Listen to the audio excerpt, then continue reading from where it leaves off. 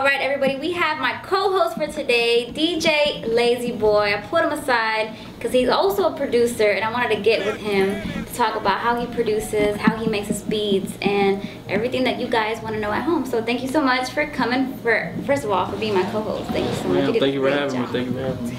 So, were you a DJ first or a producer? What came first? I started DJing first. My first gig when I was like 13, it was an after party, like for my family.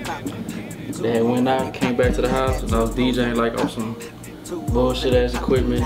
That's how I started. And one of my homeboys helped me get the equipment I needed. Then I just went from there. Started building up from there. You went from there. Nice. So you've always had a love for music. Oh yeah, that's in my family. Yeah. So whenever you started making your beats, like what was your very first beat? You just messing with it, or were you doing a project? I was just messing with it. I downloaded some program on the internet. I started messing with it. And the same homeboy that helped me get the DJ equipment, we went and got a FL Studios. And just never let that go. Just kept going at it and practicing. For y'all that haven't heard of his music, he makes really good beats. He makes a lot of beats for GT Garza. I mean, a lot of big names. Who do you work with right now? Who have you been working with? I have been working with K Reno. It's like a Houston legend. GT Garza. Produced tracks for you, a couple. Just local Houston artists. Never met him before in my life, I swear. I just sent an email. We don't know each other. No, he does make really good music. Like whenever you do make your beats, like what inspires you to make them?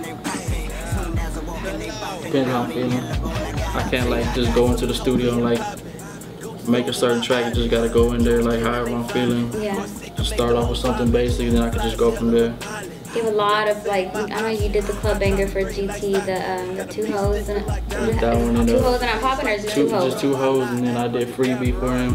Freebie with Baby Bash. Yeah. Yeah, those are both two awesome records. How did that work? Did you send it to them and say, hey, mess with this, or did they look through it and hear it? I already had been working with GT. I had did iMac for him.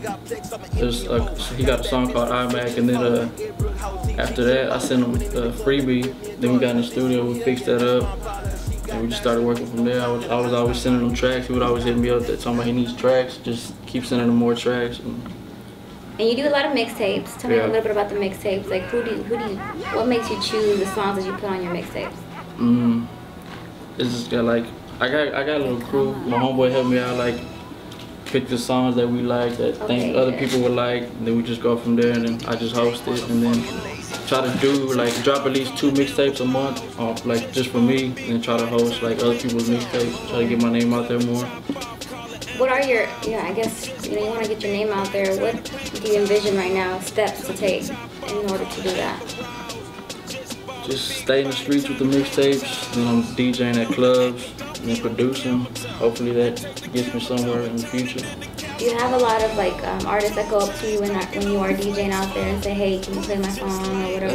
Every time I'm DJing. Every time? Yeah. There's so many people out there that do that, Everybody right? rap. I mean, of course we always want to help everybody, but what is your first reaction when somebody does that? My first reaction is I gotta take it home and listen to it. I just can't mess up my crowd just to try to play their tracks. So I gotta take it home and listen to it. And if I think it's hot, then I'll put it in rotation. So from here on out, what is your goal in producing, beat making, DJing? Like what do you have from here?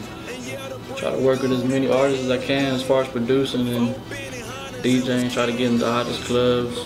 Try to move outside of Houston, travel and DJ, and then try to host as many mixtapes as I can too. Try to keep my name out there as much as I can. I mean, a lot of DJs right now are popular in the music scene. I mean, it's not just like the rappers and the artists that get their name out there. It's a lot of DJs that are kind of, known. Is that something that you want to do, or I mean, what do you feel about that? Honestly, I think like Tiesto, one of like the biggest DJs. That'd be pretty nice. Cool. And I found out what he gets paid too. Yeah. Like $250,000. Just to play music. Could you imagine just to show up to a place, people are there to hear you just play your music? That's crazy. How dope would that be? Awesome. Well, thank you so much. I mean, for everybody who doesn't know where to follow you, find you, where can we, give your info? Hit me up on Twitter for beats, mixtape hosting, or at DJ LaZZZY, Lazy with 3 Z's. You get me up on there if you need beats or mixtape hosting, or you want to come to the club, find out where I'm DJing at, just hit me up on there. I'll let everybody know what I'm doing. There you go. So for beats, for music, for DJing, whatever you need, hit him up. He's opposite of lazy. So DJ Lazy Boy.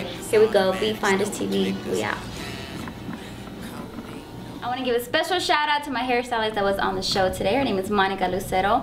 Follow her on Twitter at Monica Lucero V for all your hair needs. She does a great job. She'll go on site, so hit her up. Don't miss it. At Monica Lucero V.